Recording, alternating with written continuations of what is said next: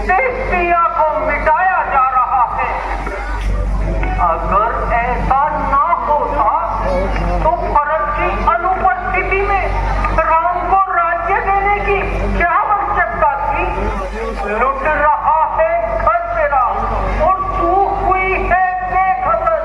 क्या यूं ही बैठी रहेगी आंखों पर पट्टी बांधकर? बस बस, अब खामोश हो घर तोड़ी। जो ऐसे वचन अब कहे तो तेरी सिपा खिंचवा लूंगी। ऐसे अवसर पर तुझे इस प्रकार की बातें नहीं करनी चाहिए। सब उत्सव मना रहे हैं और तू भेदभाव डालने आई है। धर्म का प्यारा है, देश का जो प्राण है, वो बने राजा तो हर एक का कल्याण है। रानी जी, जब तक तुम्हें अपने हित और अनहित की पहचान नहीं होती तभी तक तुम ऐसी बातें कर रही हो और मुझे दोष दे रही हो। मैंने संसार देखा है, मुझे दुनिया की ऊंच नीच का अनुभव है। रानी जी, मुझे तो राम के राज तिलक में कोई गहरा भेद दिखाई देता है। क्या खबर तुझको छुपा है इस सुनहरी झोल में? देख लोगी आज क्या है धोल की इस पोल में। चुप पापन, यदि तूने राम को दोष लगाया तो तुझे सीते ही आग में डलवा दूंगी। हमारे जी की वर आई, जो राजा राम होते हैं बड़े भागों की बातें हैं, जो ऐसे काम होते हैं। खुशी हो राम की तो मन हृदय बलिहार कर डालूं। भरत जैसे हजारों लाल मैं अपने राम पर मारूं। क्यों नहीं, जब किसी की अशुभ घड़ी आती है तो उसकी बुद्धि ऐसी ही हो जाती है। मैं तो तुम्हारे हित की कहती हूँ और तुम मुझे ही दोष देती हो। लो, जाने दो, मुझे क्या पड़ी, मुझे तो कुछ मिलने से रहा। मैं तो केवल यह कह रही थी कि तुम राजा के प्रेम में भूली हुई हो। भूल गया राजा के प्रेम में। परंतु राजा को तुम्हारी कोई प्रभु चिंता नहीं है। अरे दुष्टा, अब तो यहाँ तक बढ़ने लगी, राम के साथ साथ राजा पर भी संदेह करने लगी। सच बता, तुझे किसने सिखाया है और आज तू क्या जाल फैलाना चाहती है? उल्टा कुबड़ी पापंडा है, क्यों घर में आग लगाती है, क्यों सूरज पर मिट्टी डाले, अमृत में जहर मिलाती है। उल्टा इतना तो समझ जरा, जिस फूल का भोजन खाती है उस फूल को ही ये पापन तू नष्ट कराना चाहती है। ओली रानी नादान न बन, बातों पर मेरी जान लगा। अग्नि के अंदर पाँव न रख, छाती में ना अपनी बाण लगा।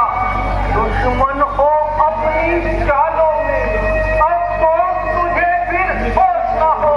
ये प्यार नहीं होगा है, रानी रानी मत होश न हो। मैं तो बस इतना कहती हूँ, फिर मुझको दोष नहीं देना। बूढ़ी मनसा निर्दोष हुई, जो करना है तो कर लेना। आपने कभी मुझे दो वरदान देने के लिए कहा था, परंतु अब तो उनके मिलने में भी शंका होती है। रानी, यह तुम क्या कह रही हो? तुम्हारा कहा करना और हमारे लिए विश्वास। अरे राम सेतु अगर इशारा हो जाए, लब हिला रानी, हम तुम्हारे मर्म को भली भांति जानते हैं। तुम्हारे दो वरदान हमारे पास धरोहर है, परंतु आज तक तुमने मांगे ही नहीं। और तुम तो जानती हो रानी कि हमारा भूलने का स्वभाव है। ये क्या हुआ रानी तुमको? महिपत से हमें गिराती, खुद तो वचन नहीं मांगे और दोषी हमें ठहराती। अरे तुम दो के बदले चार मांगा, देने से इनकार नहीं, बस अपने से विचलित हो, ये रघुकुल का व्यवहार नहीं। रानी, संसार में ऐसी कौन सी वस्तु जो हमें तुमसे अधिक प्रिय है? जो भी मांगो हम तुम्हें वही देंगे। सत्य के समान अनेक बातों के संग नहीं होते, सत्य ही तमाम पुण्यों की जड़ होता, जिसके साक्षी वेद और पुराण। रघुकुल रीत सदा चली आई, प्राण दान पर वचन न जाए। हाँ हाँ, दिखावे की बातों पर सभी आकाश पाताल एक कर दिखाते हैं, परंतु समय आने पर सब पीछे हटते नजर आते हैं। हकीकत में बड़ा है पर कहने और करने में ये कह देते हैं कि मरता मगर मुश्किल है मरने में। आज मानो हमारे प्रेम को भली भांति आज मानो, परंतु राम आज ये तुम्हें क्या हो गया? क्या तुम हमारे प्रेम को भी झूठा कह रही हो? अरे जीवन में अपना सब कुछ तेरे प्रेम परवाना छिपा लूं किसको देने से? क्या है संसार में प्यारा? नहीं मुझे किसी वस्तु की जग में असंता हो नहीं सकती, तेरे आगे तो प्राणों की भी ममता हो नहीं सकती। महाराज, यदि ऐसी ही बात है और आपको अपने बच्चों का ज्ञान है तो मुझे अवश्य ही विश्वास हो जाएगा। लेकिन चिंता अगर है आपको कुछ मेरे काम की, खा जाओ मेरे सामने तो रानी, यह तुम्हारा कैसा विचार है? एक छोटी सी बात के लिए राम की सौगंध? अरे जो चाहोगी मिल जाएगा, निश्चय अपने मन में जानो, है धर्म यही रघुवंशी का, संकोच ने तुम मन में मानो। नहीं महाराज, मुझे विश्वास नहीं होगा। मैं तो अपने मन की बात तभी कहूंगी जब आप राम की सौगंध खाएंगे। अच्छा